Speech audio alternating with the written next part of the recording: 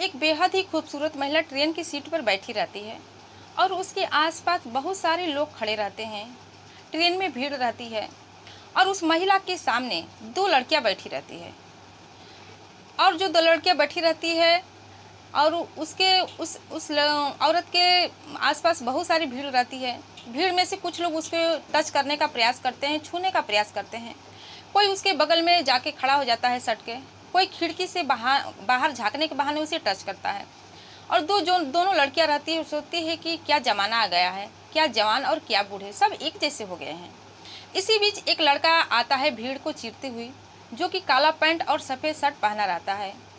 और जब वहां आता है तो सब भीड़ को परे ढकेल देता है और उस महिला से दूर खड़ा हो जाता है। और जब उस महिला से दूर खड़ा हो जाता है, इसके बाद ट्रेन अपनी रफ्तार में चलने लगती है। फिर जब कुछ देर जाती है तो दोनों लड़कियां वहाँ एक स्टेशन पर उतर जाती है। शायद उनका घर आ चुका था और उससे कहते हैं कि आप यहाँ पर बैठ जाइए। वो लड़का उस महिला के सामने बैठ जाता है। तो दोस्तों, इस कहानी की पूरी वीडियो जानने के लिए, पूरी जानकारी के लिए आप वीडियो में लास्ट तक बने रहिएगा, क्योंकि ये कहानी बहुत ही इंटरेस्टिंग कहानी है। तो दोस्तों नमस्कार, मैं हूँ ज्योति कुशवाहा और आपका ज्योति वॉइस चैनल में तहे दिल से स्वागत है। दोस्तों, वीडियो में आगे बढ़ने से पहले आपसे रिक्वेस्ट है कि अगर आप मेरे चैनल पर नए हैं तो वीडियो को लाइक कर दीजिएगा, शेयर कर दीजिएगा और चैनल को सब्सक्राइब जरूर कर दीजिएगा, ताकि हमारा हौसला भी बढ़ता रहे। तो दोस्तों, जो सामने वो लड़का बैठ जाता है और जब वो सामने लड़का बैठता है तो जो लड़की वो रहती है उसको देख के रोने लगती है। और जब उसको देख के रोने लगती है तो वो सोचता है कि इसको ज़्यादा कुछ दुख तकलीफ होगा, इसलिए रो रही है। फिर ऐसे ही ट्रेन चलती जाती है। फिर जो लड़का रहता है वो स्टेशन पर उतरता है और वो महिला भी उसी स्टेशन पर उतर जाती है। लड़का अपना सामान वामान लेके सब चलने लगता है और जो महिला रहती है, जो स्टेशन पर सीमेंट के ब्रेंच बने रहते हैं, सीट बने रहते हैं, उस पर बैठ जाती है और जो लड़का रहता है वो चला जाता है। उसके दूसरे दिन बाद फिर वो लड़का उसी स्टेशन पर आता है तो देखता है कि वो महिला जहाँ की तहाँ बैठी हुई है। और जब वो उसको देखता है तो उसके पास जाता है हिम्मत जुटा के और पूछता है कि आप यहाँ पर क्यों बैठी हैं, आप अपने घर क्यों नहीं गई। तो महिला रोने लगती है। फिर वो जो आदमी रहता है उसको चाय पिलाता है, पानी पिलाता है और कुछ खाने की चीज़ें देता है। वो महिला भूखी रहती है, खाती पीती है। दोस्तों, महिला देखने में कुछ अच्छे घराने की लग रही थी। फिर पूछता है कि आप अपने घर क्यों नहीं गई, आप ऐसे परेशान क्यों हैं, बताइए क्या दुख तकलीफ है। तो औरत अपनी कहानी बताने लगती है और वो बताती है कि आज से कुछ साल पहले मेरी शादी हुई थी और जब उसकी शादी हुई थी, जब वो ससुराल गई थी अपने गांव में, तो उसकी खूबसूरती की बहुत ही उसके गांव में चर्चा होने लगी कि फलाने की बहू बहुत ही सुंदर आई है। और उसके गांव में कुछ मंझले लोग रहते थे, कुछ दबंग लोग रहते थे। उसकी खूबसूरती का फायदा उठाकर उसको ताक झाक करने लगते हैं, उस पर डोरे डालने लगते हैं। और इससे नहीं बनता है तो उसके पति से दोस्ती कर लेते हैं और उसके पति से दोस्ती कर लेते हैं। इसके बाद उसको शराब वराब पिलाने लगते हैं, वो भी पीने लगता है। शायद पहले से भी वो शराब पी रहा था, लेकिन शादी के समय छोड़ दिया होता है। फिर वो शराबी बन जाता है। फिर वो अपने घर में आए दिन पार्टी करने लगते हैं, अपने उस मंचले दोस्त को भी बुलाने लगता है और इसी बहाने उसके बीवी पर भी वो डोरे डालने लगते हैं, कुछ उल्टा सीधा बोलने लगते हैं, उसकी बीवी को टच करने की कोशिश करते हैं। लेकिन उस महिला को ये तनिक भी अच्छा नहीं लगता है कि कोई उसे पति के अलावा कोई उसे छुए, टच करे। फिर अपने पति से कहती है तो उसका पति कहता है कि ऐसी कोई बात नहीं, वो मेरे दोस्त हैं, ऐसा कुछ भी बात नहीं है। बेचारी कहती तो किससे कहती, ससुर थे ही नहीं, गुजर गए थे। एक बूढ़ी सास थी, वो क्या कर सकती थी। ऐसे ही करते करते उसका पति बहुत ही शराबी हो जाता है, बहुत ही शराब पीने लगता है।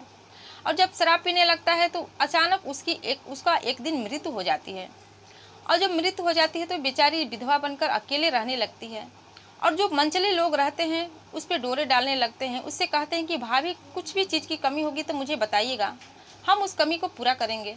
लेकिन इसको अच्छा नहीं लगता है और ये गरीब रहती है।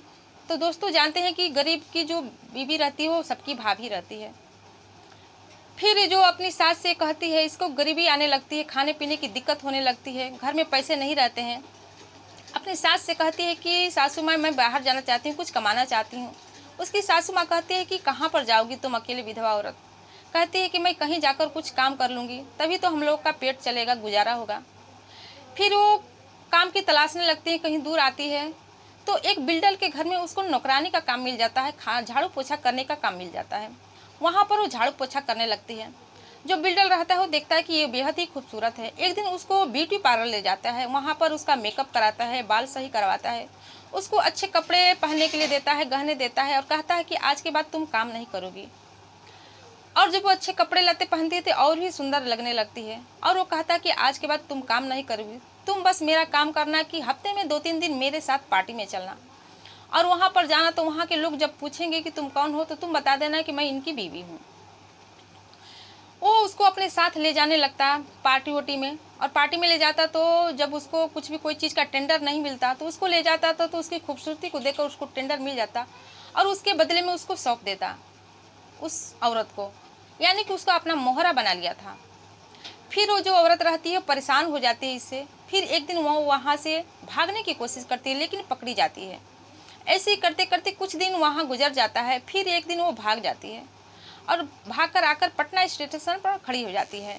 दोस्तों वहाँ से एक ट्रेन आती है, ट्रेन रुकती है। तो एक युवक से पूछते हैं कि भाई साहब ये ट्रेन कहाँ जाएगी। तो वो इंसान जो रहता है कहता है कि ट्रेन दरभंगा जाएगी। और जब इस बात को सुनती है तो बिना कुछ सोचे समझे उस ट्रेन में बैठ जाती है और ट्रेन अपनी रफ्तार पकड़ लेती है। और जब पकड़ लेती है तो औरत बेहद खूबसूरत रहती है। भीड़ बस ट्रेन में बहुत ही भीड़ रहती है और जब भीड़ रहती है तो उसकी खूबसूरती का फायदा उठाकर लोग उसे टच करने की कोशिश करते हैं, उसे छूने की कोशिश करते हैं। कोई खिड़की से झांक कर देखने के बहाने उसे टच करने लगता है तो कोई उसके बगल में जाकर खड़ा हो जाता है। ऐसे में वो इंसान जाता है और उसको सबको धक्का दे के एक साइड में कर देता है और वहीं पर वो बैठ जाता है, खड़ा हो जाता है। फिर जब ये अपनी कहानी बता देती है तो जो लड़की इंसान रहता है, आदमी रहता है, कहता है कि ठीक है, आपको जब तक काम नहीं मिलेगा आप मेरे साथ चलिए, मेरे घर चलिए, मेरे घर कोई नहीं है, मैं अकेला रहता हूँ। फिर जो औरत रहती है कहती कि नहीं, आपको मैं दुख तकलीफ नहीं दे सकती, मैं अपना सहारा कहीं अपनी नौकरी ढूंढ लूँगी लेकिन आपको तकलीफ नहीं दूंगी। फिर वो जो इंसान रहता है वो नहीं मानता है, कहता है कि नहीं, आप अकेली हैं, आप बेसहारा हैं, आपको ऐसे छोड़ना अच्छा नहीं लगता, आप औरत जात हैं, आप मेरे साथ चलिए। उसको अपने रूम में ले जाता है। जब वहाँ पर ले जाता है तो वो अपना ड्यूटी करने जाता और जो महिला रहती है उसका खाना वाना पका कर कपड़ा तो सब काम करती थी। उसका घर की पूरी जिम्मेदारी उसके सिर पे आ गई थी। जब वो आता तो टाइम से खाना बना के देती, उसके कपड़े लत्ते धुलती। एक दिन उस आदमी से पूछने लगती कि बताइए आप अकेले क्यों हैं, आपने शादी क्यों नहीं की।